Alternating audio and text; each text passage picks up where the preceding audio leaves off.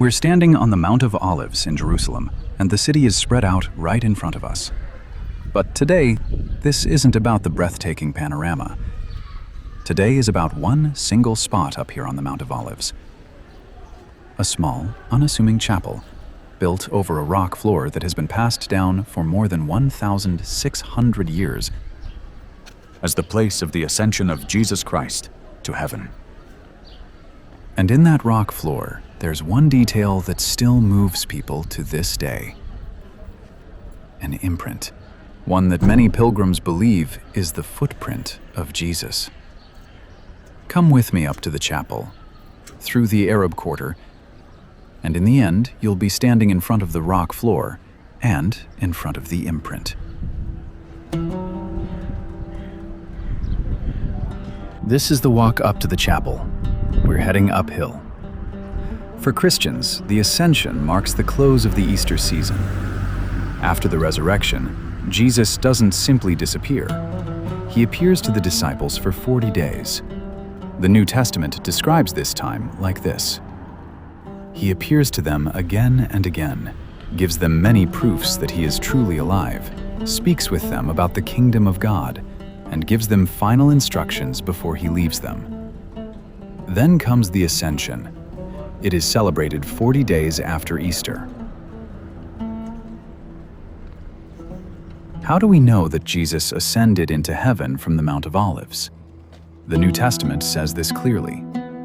Right after the description of the Ascension, the book of Acts says that the disciples returned to Jerusalem from the Mount of Olives. Then they returned to Jerusalem from the mount called Olivet, which is near Jerusalem, a Sabbath day's journey away. Acts 1:12.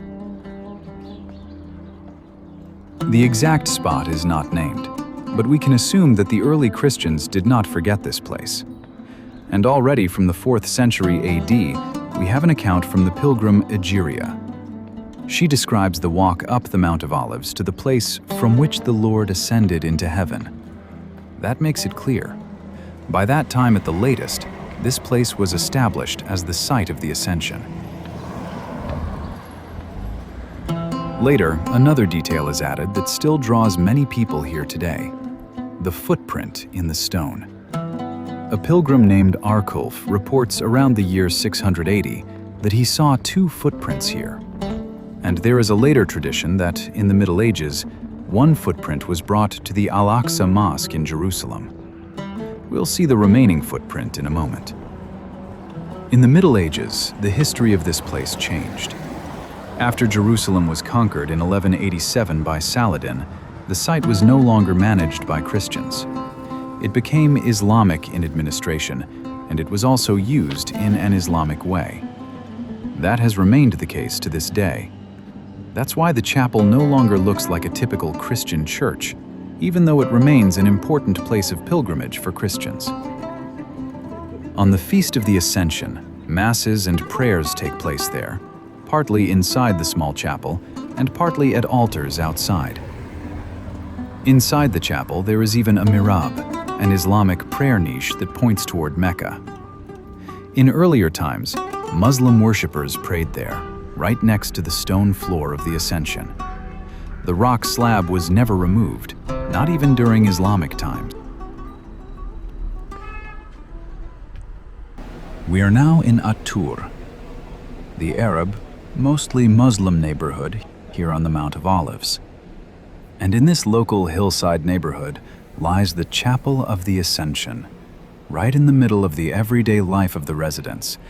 And this contrast, Arab, Muslim, and at the same time a Christian holy site within daily life, is also part of what gives this place its special character. At-Tur is one of the main residential neighborhoods on the Mount of Olives, with about 24,000 residents. It has a long history and has been inhabited for centuries, growing from a small village on the ridge into a busy neighborhood overlooking Jerusalem.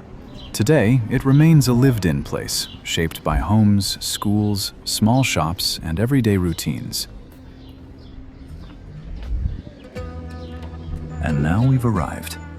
Just a few steps up, and we're standing at the entrance to the courtyard. The site is under Islamic administration today, but it is open to Christian pilgrims all year.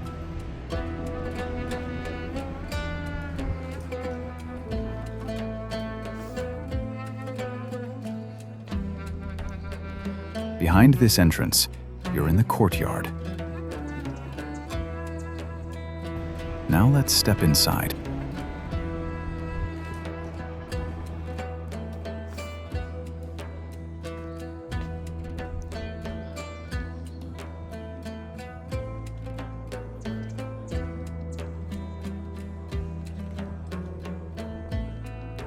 Here it is, the Chapel of the Ascension. Does it look the way you would imagine a Christian chapel? I don't think so. But it stands over the exact place that is believed to be where Jesus Christ ascended into heaven. We'll go inside in a moment, and first, let's look at what we find here in the courtyard. As we walk here along the wall around the chapel, we see remains of older churches that once stood on this site. Here are the remains of a Byzantine church. A few steps further, we see additional remains. Then the altars come into view. Here is a Greek Orthodox altar.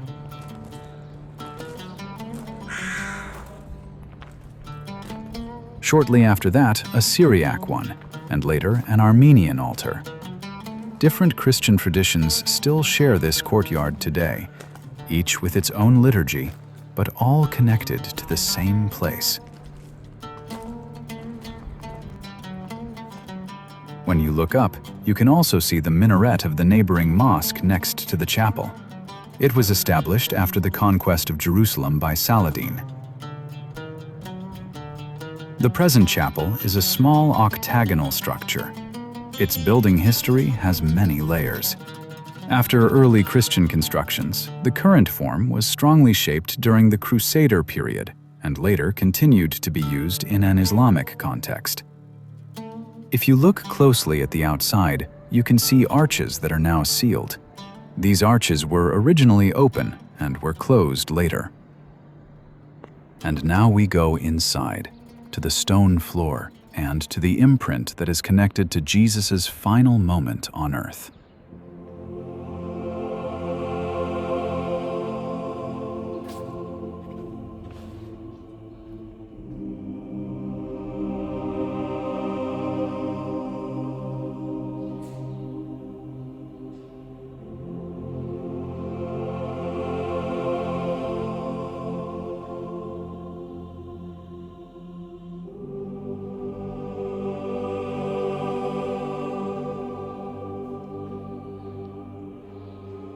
This is the mihrab, the Islamic prayer niche.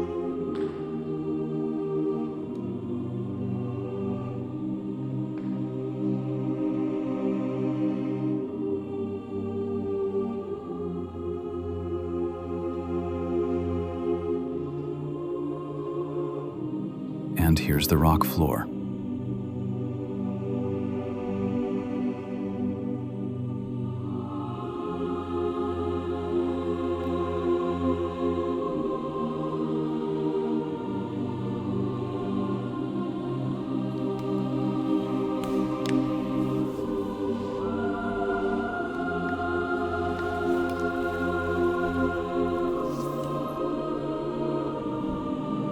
The imprint.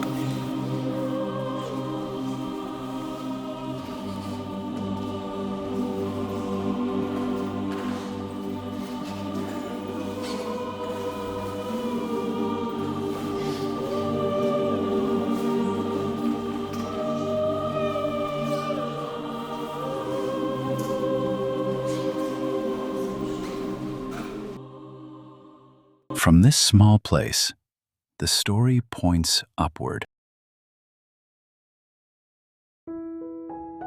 We're back at the viewpoint with the panorama of Jerusalem. And even though this view is so vast, something small stays in my mind: the rock floor and the footprint. If you enjoyed this video, I'd really appreciate a like. And if you know friends or family who might be interested in this place, feel free to share it with them. And if you want to discover more Christian holy sites in Jerusalem, consider subscribing to the channel.